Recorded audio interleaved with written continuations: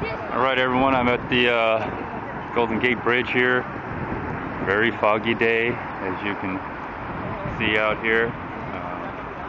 It's only 10:30, so really this time to come here is probably midday, maybe 1 or 2 o'clock. Probably when the fog really burns away, but anyways, bye-bye. Bye-bye, San Francisco. I'll see you all later, and next stop would be Portland, Oregon. Hey everyone, I'm coming back in. I'm in Oregon, and here apparently you get to people pump your gas. Oh, thank you. Yeah. Apparently people pump your gas.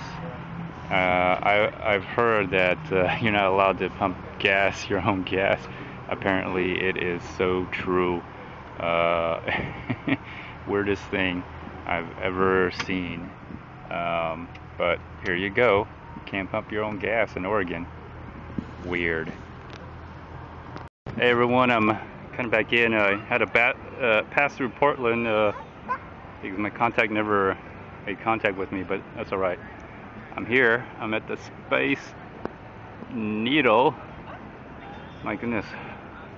It's gonna be fun. Anyways, I'd rather be up here than Portland anyway. You can both smoke weed in Portland and Washington, so I guess it really doesn't matter. Not that I smoke any weed, but on the drive over here I can see billboards advertising to grow your weed or buy weed and shit like that. I've never seen anything like it. So anyways, let me cut out and cut back in. A little disappointed with my contact, but that's alright. Most contacts never materialize. They're too afraid. Well, it's Sunday out here, and it must be my lucky day because it's really crowded. It seems really festive out here. No, not that one. Anyways, we bought tickets. We got these tickets here. Going to Space Needle and some glass garden place. So I'm just trying to find out where the hell we are, but there seems like there's a lot of bands out here. Anyways, let me cut in and cut out as soon as I find out where the hell I'm going. But what a beautiful day.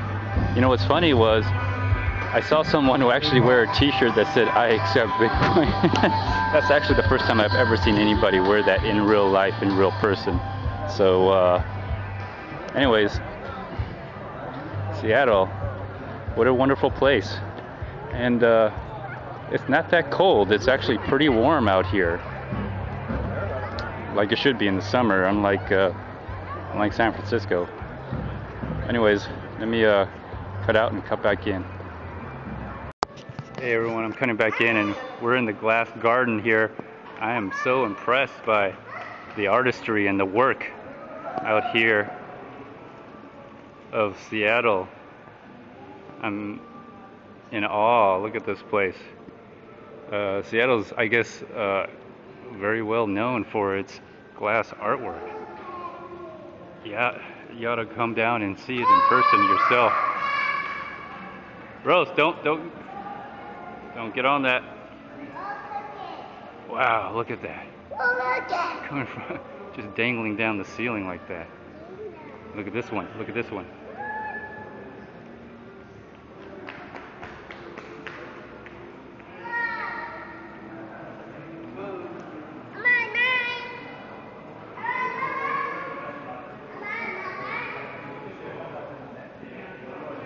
Beautiful work. You gotta check this out.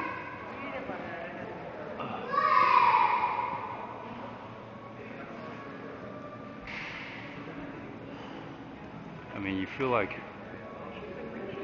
you're in a different world. Where's Rose? Alright, so once you exit out of that building area, you come into the glass house sculpture, and you come out into the light. You can see the Space Needle from up here, but look at that. Wow.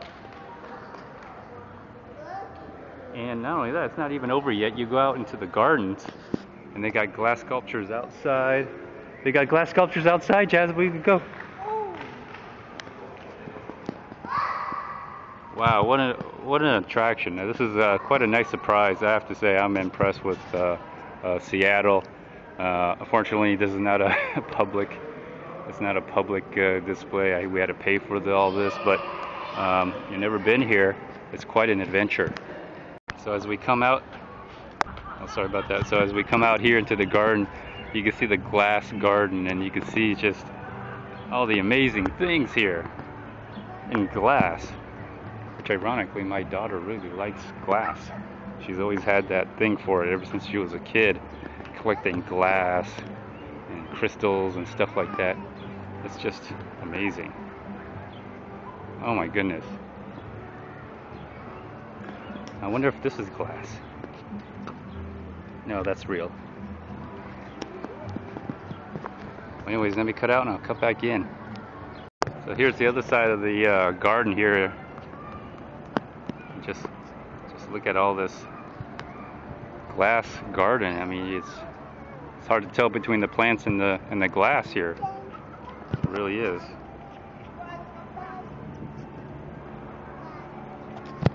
So when you go into the Space Needle, they do inspect your bags. So I'm assuming they don't allow any firearms here. So that's one thing to watch out for. But other than that, if you walk around the whole area, or even inside here, I guess if you have it, they won't know. But other than that, there's where they inspect it right there. So anyways, we're inside. We're walking towards to the elevator. We have an appointment for a specific time range to go in, so we try to make it that time range. Anyways, this is the gift shop on the bottom floor on the inside. Can't wait to go up on top. We are currently facing All right, north we're going to up. our oldest Wow. neighborhood in our area, Queen Anne Hill. And I get asked about that big brown building that's in between the two radio towers. All right, everyone, we're on the observation deck, and man, what a view of the city. There's a lake right there. Wow, really beautiful. Man, you know, I think I'm gonna like coming to Seattle more often. I wish I could find a partner out here, or if not, I think I know some people who would like to be located out here. We could just implant them here, very close to the Canadian border too, since I'm already in Canada. Got some slightly bit of good news. Some of my potential Canadian partners want me to come back to Canada to get things going. So I know they go to Victoria every once in a while, so having a cross-connection border trade agreement, which is a which would be a private trade agreement between two people, two entities, not any of that TARP or TAP or DAP, whatever they want to call it. So, excuse me. Anyways, sorry, Mike, did I get it? You're good. Thank you. It's a little dark. That's alright. Wow.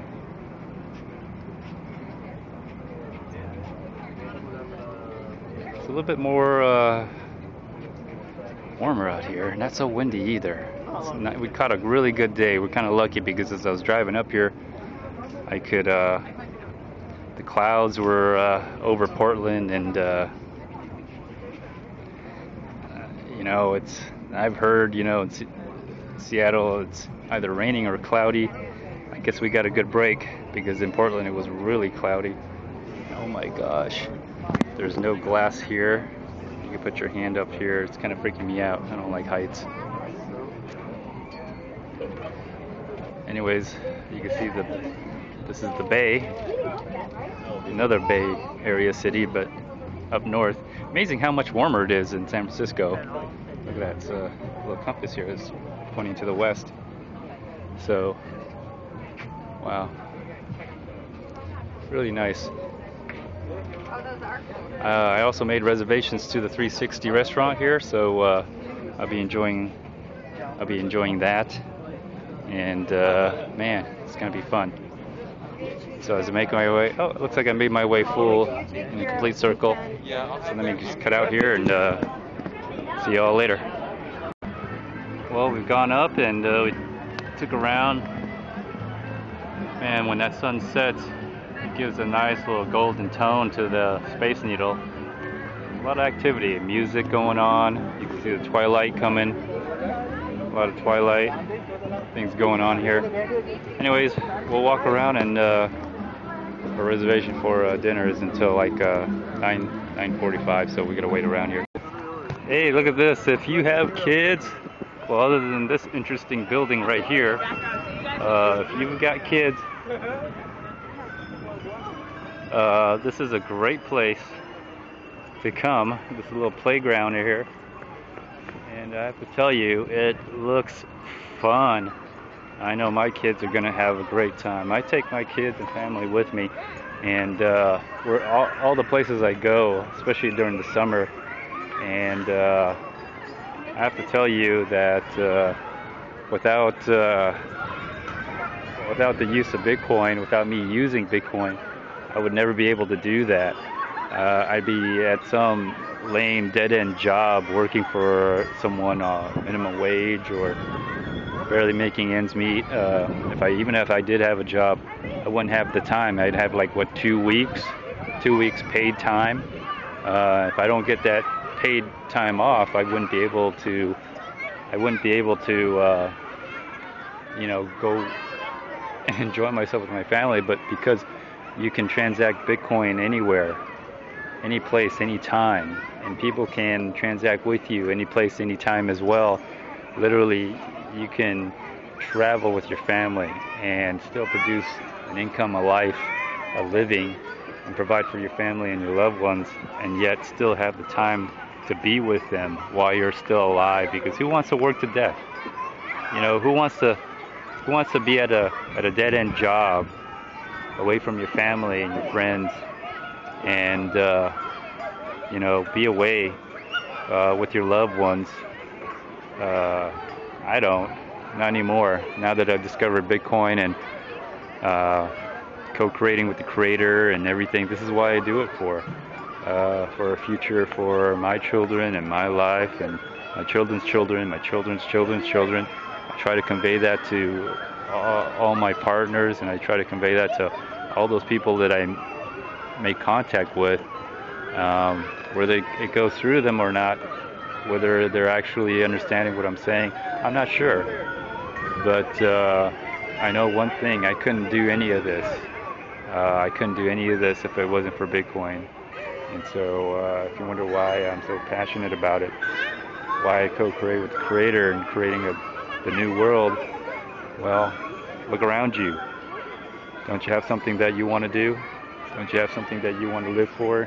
Something you have wanted to fight for? Anyways, I'm going to spend the rest of my time here, hopefully have dinner at the top of the Space Needle in 360, and let's see what it's all about. Well, everyone, I'm back up on the tower. I made a reservation to the restaurant so I get a second trip up here on the 360 restaurant, and I could just look at the city at night. You can't see it on the camera, but man, it looks so beautiful out here. Wow, I'm gonna really enjoy this. This is a picture of the city at night. Wow, can't see it on the camera, but it is beautiful. I'm gonna enjoy myself. I'll catch you all later. Right, I'm out at the observation deck again. I could just literally just put my hands out here, but just want to show you at night what it looks like. It's beautiful out here. Seattle's a very beautiful city. I hope to come again next year, maybe even do some more out here next time. Anyways, let me cut out. This is the end of my day. Hi everyone, welcome back. In this part of this episode, I like to talk about this whole new platform of Steam. I haven't signed up on it or anything, but I can't help but run across different videos on it, so might as well see what it's about. So anyways, this is a video that I recently saw. You know, one of the things I do, I just put in search for Bitcoin and this comes up. Or sometimes I watch so many videos about cryptocurrency videos and stuff that my homepage is just riddled with suggested similar interest videos. So this happened to pop up and I didn't see and watch it. I watched all of it, so I didn't just see the small portion, but I've been watching it mostly on my tablet here, so I could just rest and not be in front of the computer. Anyways, this is an interesting part. I watched the whole video. Out of all the interesting things that I could tell from the video itself and their interaction, apparently these people, I'm not sure who Ned or Dan is, but that's the video. Block Talk Steams, it's Ned and Dan, but they seem to be the people who are behind in creating the whole platform and the coin and the concept and everything. So anyways, I want to play out this one part because I've heard that the coin itself is pegged to be worth at least $1 US, and this is where they talk about it. And obviously I believe that it's this person's idea to do that. And so other coins that have been given a floor that I've heard about, Paycoin was something like that. But I think Steemit is a different type of platform. It actually has a product. All that product being the platform itself. I'm going to talk about just a little bit more, but let's go into this video because I do like to analyze interviews with, you know, and looking and seeing and hearing and just getting an idea. So this is where he talks about the $1 being pegged to one Steemit or whatever the coin called. But if you watch this, you'll see what I'm talking about. $15. $15 is always convertible to $1 worth of steam. Now, I slowed it down there, but you kind of see what happened there. Let me back it up. This gentleman here turns his head, you know, like that to him, and then obviously he looks at him when he says that. But that's the only thing that I could really pick out. Like maybe that might be an issue, or people feel that's an issue. From watching this whole video, the only thing I can tell is that the way it's set up, chances of that coin going to $1 is hard because there is some kind of apparently 10% inflation rate to it, which I don't know. If everyone had 1-to-1 with no inflation rate, then that pegging of $1 could definitely go down to 0. But if you have an inflation rate of 10%, I mean you can never take that. You can never take the coins down to 0, but possibly under 1. But the way it's set up, it seems as if it won't go under 1 because it's been devalued. Anyway, I don't know if you got to see the whole video, which I saw. But let's watch it again. Let's watch this whole video. Let's watch this part. That's the only thing I could tell. Maybe there might be some issue with, or maybe there's a discrepancy between these two. $15 is always convertible to $1 worth of steam. is in the same price feed. So when you get paid, you don't need to. All right, so I'll just stop over there. But not only do you want to see his reaction to that, but you got to see his reaction to it. And really, it's not anything big. It's just what I noticed through the whole video. But at the same time, I don't think it's an issue. It's just that maybe one doesn't feel comfortable with that idea. But from what I could understand about Steam and how it works and how the platform works, and just from watching this video, it seems as if that probably won't happen because it's being devalued, diluted to the point where you can never take it down to $1. Or if it does, it's not that hard to support because your $1 is not really $1, it's 95 cents, 80 cents, 50 cents, you know. So you can never really push it down. I don't know if that makes sense. Because I think with the whole idea with Paycoin, this is the reason why I talk about Paycoin and bring this up, is because Paycoin said that they would have a floor. That's not what Steam has said. They're saying it's pegged to $1, but it's pretty much flooring it, in my opinion. But there was, I don't know if Paycoin was a limited amount, which had a cap. I'm not sure. But I think that might be an issue that this particular gentleman had, but I don't think that might be an issue because the reaction afterwards is, you know, he wasn't thrilled. This gentleman wasn't thrilled to be put in the spotlight like that, but at the same time, there wasn't any problem that I could see. So that's the only thing about the whole video that I saw of interest from their two reactions. Other than that, everything seemed like it's all up front. The only thing I would want to see in a platform like Steemit, if I was ever wanting to go on there, is they did talk about how it was resistant to censorship, but at the same time they're a U.S. company, they will hide things. What I would like, the only thing to change is they can still hide things.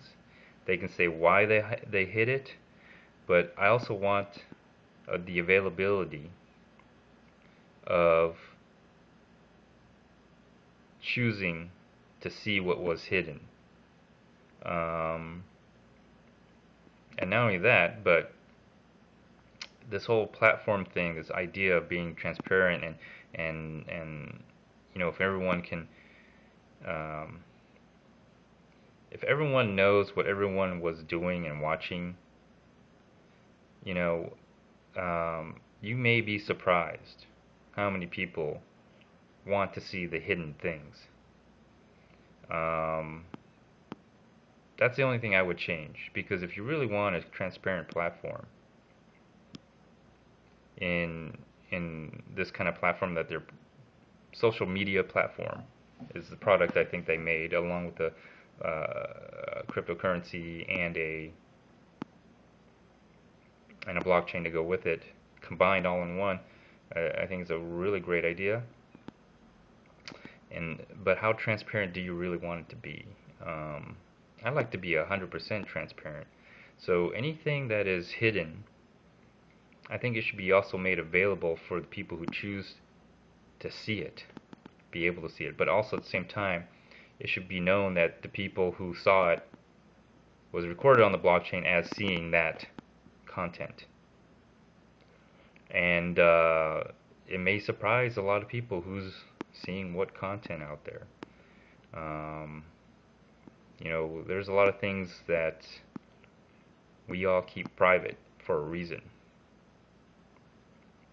Whether it's just for your self-privacy or fear, or you just don't want anyone to know. I think that on this particular platform, that should be an option. For people who don't want to see it, you know, there'll be a reason why it's hidden, and if that's good enough for them, they don't want to go there, don't. But for people who do, it should also be known that they went there. That'd be a true transparent platform where we all can see each other, what we've done, what we've seen, recorded, immutable. That'd be the only thing that I think, if they could change, I don't know if they ever will, but if they could change, to change that part. And, you know, let the truth be known.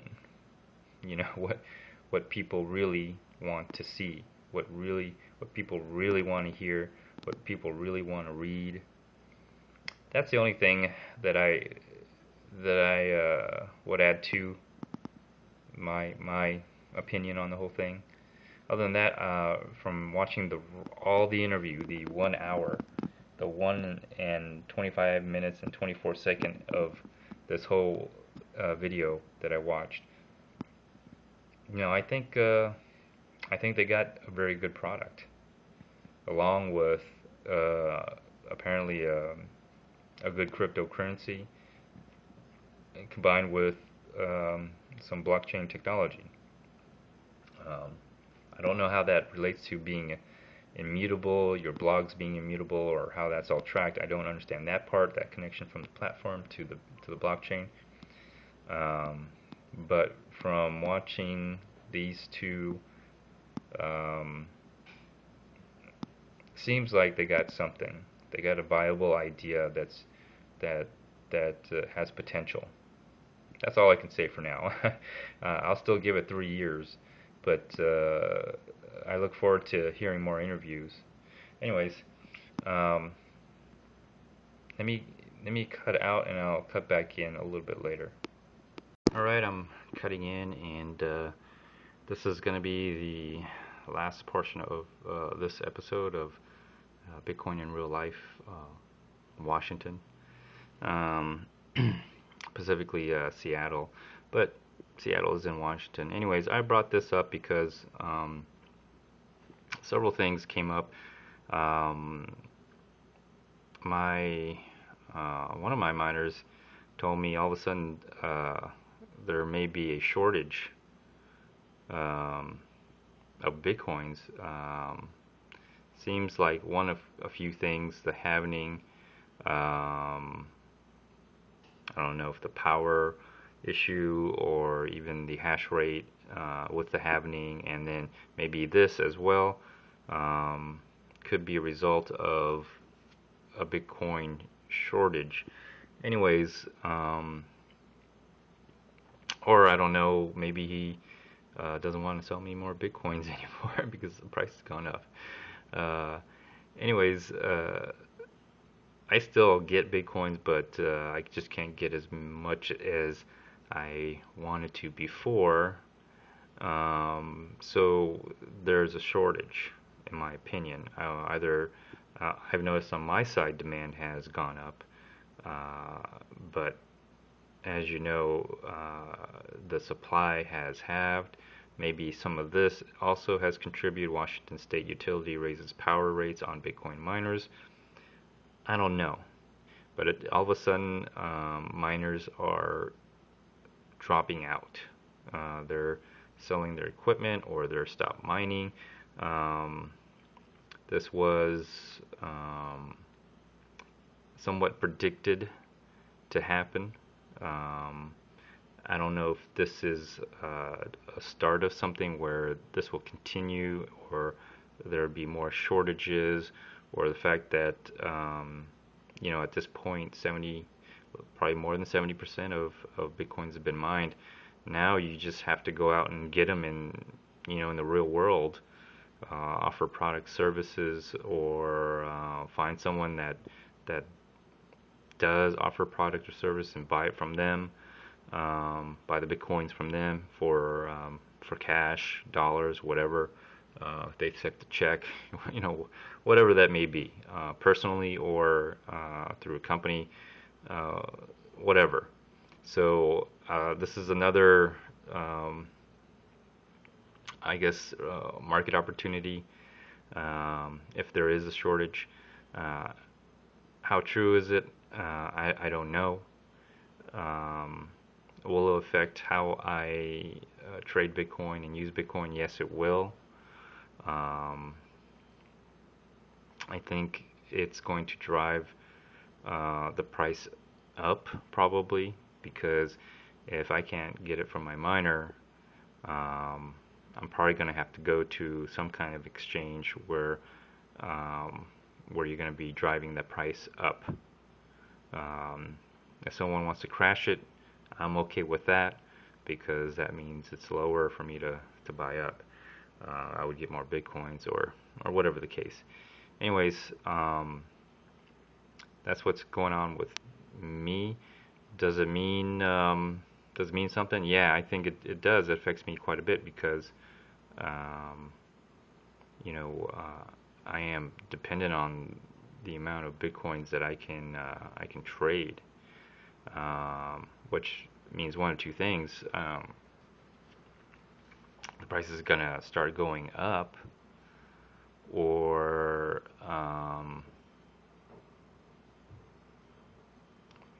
I'm gonna have to hold on to more of my own Bitcoin until supply can meet demand, I guess. I mean,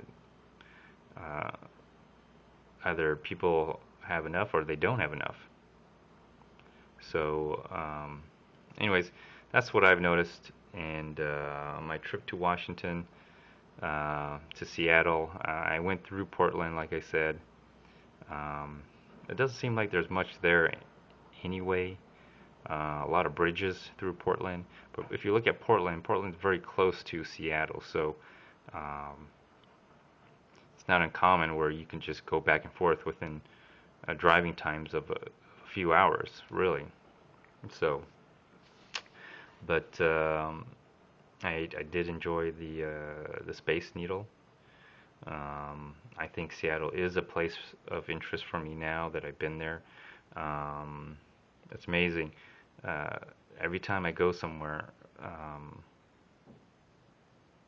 either I'm learning something new, or I'm gonna make a presence in that place. Who knows why I'm going there? For some reason, something's compelling me. So I will have probably something going on in Washington State, in Seattle specifically. It might be just a launching pad for me to get into Alaska, and to Alaska to Russia, because apparently there's some other news where Russians can trade Bitcoin as overseas currency. They just can't have any Bitcoin in Russia, which is kind of hard to do since Bitcoins don't physically exist at all. But from what I understand, they don't allow mining. Okay, fine. I would suggest to the Russians maybe sign up for like maybe Steemit, and then convert all your Steemit into Bitcoin. And maybe you can make some non-censorable blogs and videos